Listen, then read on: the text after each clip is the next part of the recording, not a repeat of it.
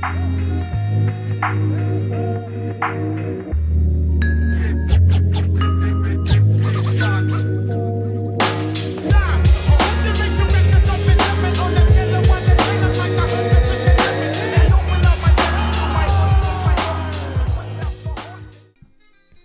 good, combat sports fans? Welcome back to another episode of Combat and Kick It. It's your boy Bando. I know what you're thinking. You thought I wasn't going to come through with a breakdown for Adesanya versus Imavov. And you're wrong, because that's what we're here for. I am here to break down Israel Adesanya versus Nassourdine Imavov, because it's a huge matchup. Not only is it the biggest matchup in Nassourdine Imavov's entire career, but it's a huge matchup for Israel Adesanya as well, seeing it's his first fight that is a non-title fight since 2019. So this is definitely a major fight to break down. So let's get right into it. Let's go. So like I said, welcome back. We are breaking down Adesanya versus Imavov. And not just that, because that co-main event right under it is a stacked ass fight as well, because you got Shara the Bullet Magomedov going up against Michael Venom Page. That is going to be a very interesting striking matchup, a very unique striking matchup, and I could be the oddball out in a lot. I mean, in certain ways, I'm back and forth on that fight, but I feel like I could be an oddball out on the finish that I see happening. But we'll get to that in a minute with the full breakdown. You know, there's a lot that's on this card. You got Sergey Pavlovich is coming back and he's fighting against Jairzinho Rozenstruik, which I think is a very winnable matchup for him. It's a matchup that makes huge sense because, you know, it's not that Rozenstruik is chinny, but if he gets clipped, he's somebody that could get finished. And I also think that size is something that Pavlovich needs. He needs a fight where he is the bigger man in this one, and I think this could be a major win for him if he can get it. So he needs that win pretty bad, but that's a good fight that's on the card. You got Vinicius Oliveira going up against Said Nurmagomedov, and that is going to be another striking, there's a lot of matchups that are going to be some very interesting striking matchups. I mean, Vinicius Oliveira, ever since seeing him in the Contender Series, I had a feeling like this kid's going to rise up, and he's going to rise up quick. He's going to be a sleeper, I have a feeling. He's going to be a sleeper.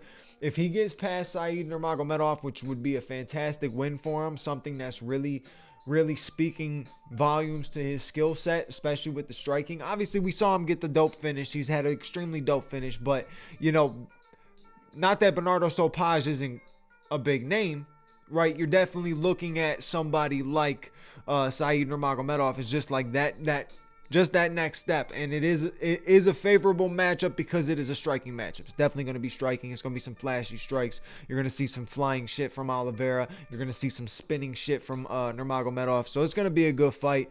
Who ends up getting their hand raised?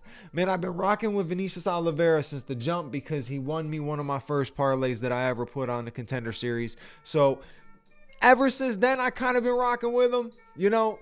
And the hype seems legit. Now, obviously, he had a slight tough time with Bernardo Sopaj with the wrestling. And it's not that, you know, he's not a good wrestler. He just kept getting taken down, right? And if you can get taken down, you can get controlled. And the wrestler understands that. They're going to continuously shoot, continuously take you down. Now, for Said to have the last name of Nurmagomedov, he is not actually related to Khabib or any other of the guys at the AKA gym. So, not to say that he can't have a wrestling background, but wrestling is not his strong suit. Striking is. He is a very flashy striker. He's light on his feet with the strikes. He's light on the feet with the kicks. He's fast. So he's very dangerous. If you're smart, I mean, he can wrestle too. So don't sleep on it. He can wrestle too. But it could be a very interesting matchup tomorrow. Opening the card, you got Faraz Sahim versus Mike Davis. So that's an interesting fight. You got Faraz Sahim's coming off of that knockout over Matt Frivola. I don't think he's had any other fights in between that. And that was a pretty nasty knockout. So he could be riding some momentum into this one. But Mike Davis, he's been in the UFC since 2019 and has only had one loss, right? He's had a lot of cancellations. That's why his career kind of doesn't have much spark behind it. He's had a lot of cancellations in his UFC run, but been in the UFC since 2019.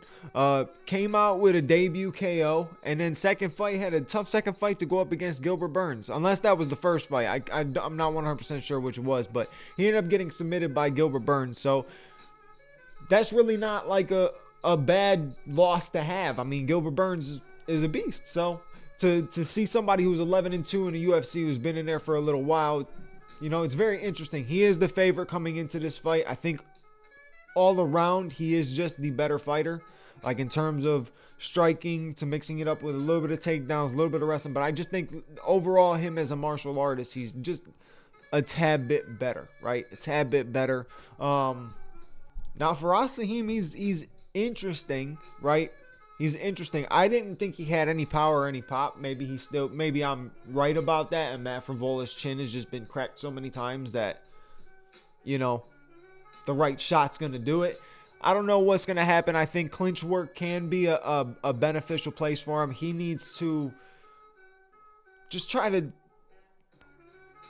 kind of stay on the outside a little bit, though. You know, instead of getting into clinch positions that he had Matt Frivola in, ended up Frivola basically spun right into the knee for him. You know what I mean? So, like, maybe those aren't the best positions to be in with a guy like Mike Davis, who's pretty strong in those positions, is good enough to take you down, good enough to switch it up on you. So I would try to stay distant, stay from the outside, kind of do a little bit of striking from there if he's trying to get the win. But I think Mike Davis has got that one in the bag. I think him being the favorite is pretty accurate. So yeah, the next fight would be Said Nurmagomedov and Vinicius Oliveira. It's going to be a very interesting fight. Like I said, very flashy, very, very, you know, fun with the striking. Who's going to come out the better man? That's a tough question to ask, but I'm rocking, like I said, with Vinicius Oliveira because I just think he is the truth. I think we're getting ready to start seeing some future guys of the division come up, and he is one of those guys. So keep an eye out for him tomorrow night. I'm rocking with Vinicius Oliveira. Vinicius, I don't know if it's Vinicius or Vinicius. I keep hearing people say two different names, but I'm rocking with him tomorrow night regardless. Or I guess tomorrow during the day because it's an Abu Dhabi card.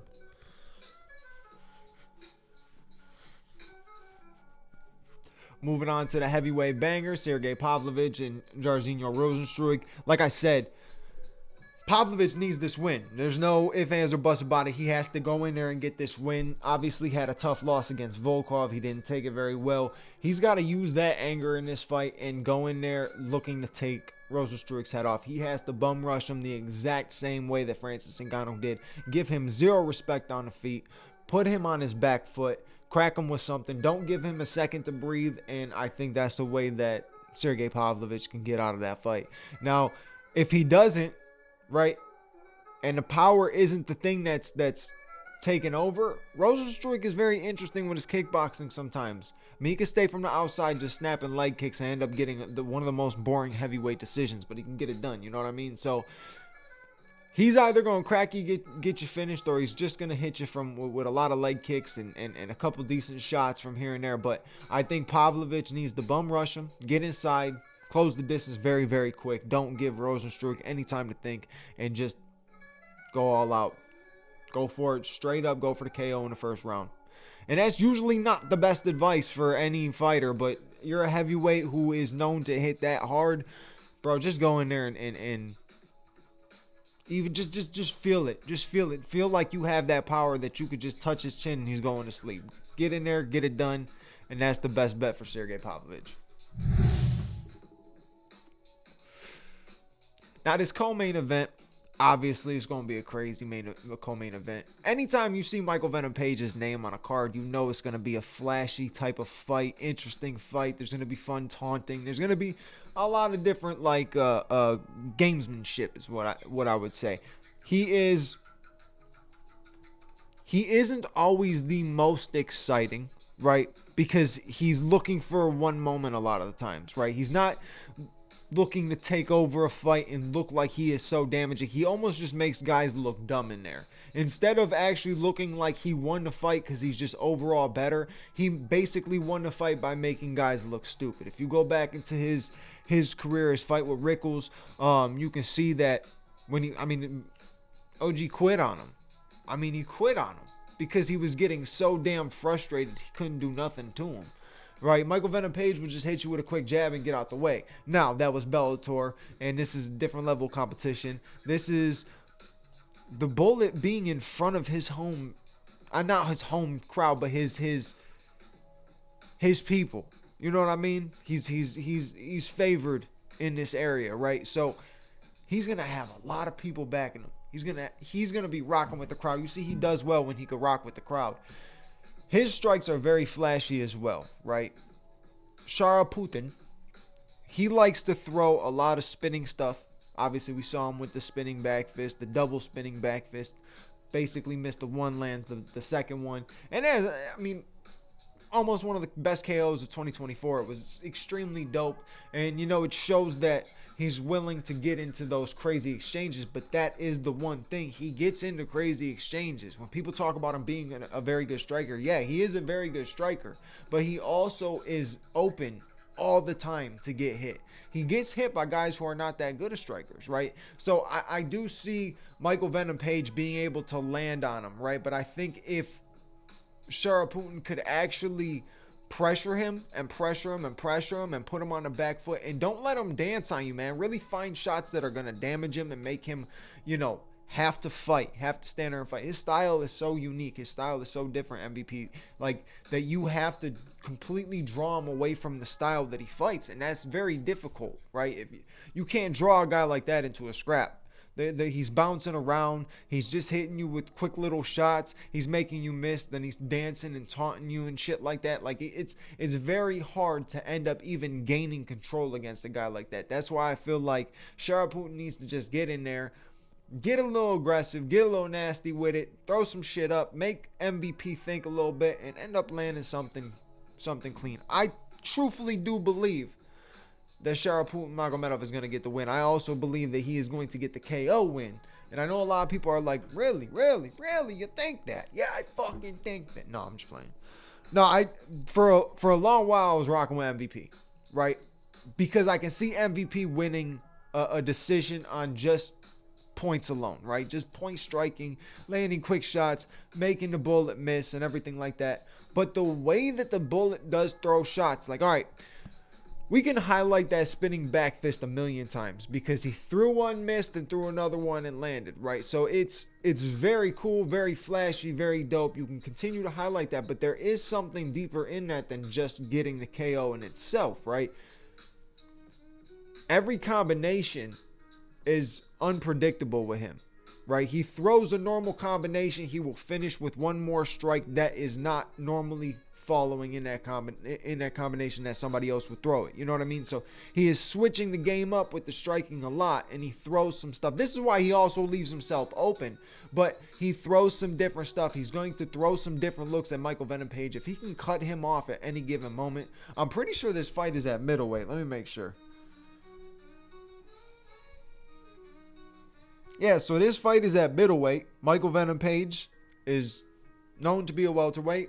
Might be beneficial for him that he doesn't have to cut the weight or anything like that. We'll see. Maybe he'll bring a little bit of power in him. But if it slows a guy like MVP down, who really does need the speed to continue to move the way he moves, it's going to be a rough night for him if the bullet ends up landing and lands early, right? We have seen MVP get knocked out, but it's in an exchange with a shot that he didn't see coming, right? Like when Douglas Lima knocked him out, it was not something that he could expect. The way he got chopped down by the leg kick and then caught with an uppercut, just in a nasty position, right? You don't want to end up being in a nasty position against the bullet, right? He's going to make you pay because he throws such wild shit. He's going to end up landing something wild. I think it's either going to be the bullet by KO or MVP by decision, but I do see it being a pretty exciting fight, to be honest with you. I feel like because of the style of MVP and the style of the bullet is going to pull MVP into a more exciting fight. He's going to make him fight an exciting fight. Not like the one against Kevin Holland, where Kevin Holland really didn't give him much to work off of. He just kind of made a miss, landed a couple shots, got out the way. He made it kind of confusing and tricky. I feel like this is going to be a little bit different. I think we're going to see more shots landed, more exchanges happening, and it's going to be fun. It's going to be fun. But moving on to that main event, also going to be a very good fight. It's a very interesting fight. The first non-title fight for Israel Adesanya since 2019. That's crazy to think of. It really is crazy to think of. Obviously, his last two title fights didn't go his way. Had two rough nights at the office. Ended up losing to Sean Strickland. Ends up losing to Dricus Du Plessis. Can he get past Nassourdine Imavov, or is he on the run out? I personally don't think Izzy's out. There's no way. There's no way. I think the man's got a ton of fight left in him. I think he is still one of the best fighters in the world. I think he is easily one of the best fighters in the middleweight division. And he's going to show it tomorrow night, tomorrow during the day or whatever. But it's going to be difficult. It really is going to be difficult because Imavov is not a slouch, especially when it comes to the striking. If Imavov can get Israel Adesanya staying on the back foot, get him to the point where Israel Adesanya's back is to the cage, and I'm not saying like back facing the cage, I mean back up against, like glued up against the cage.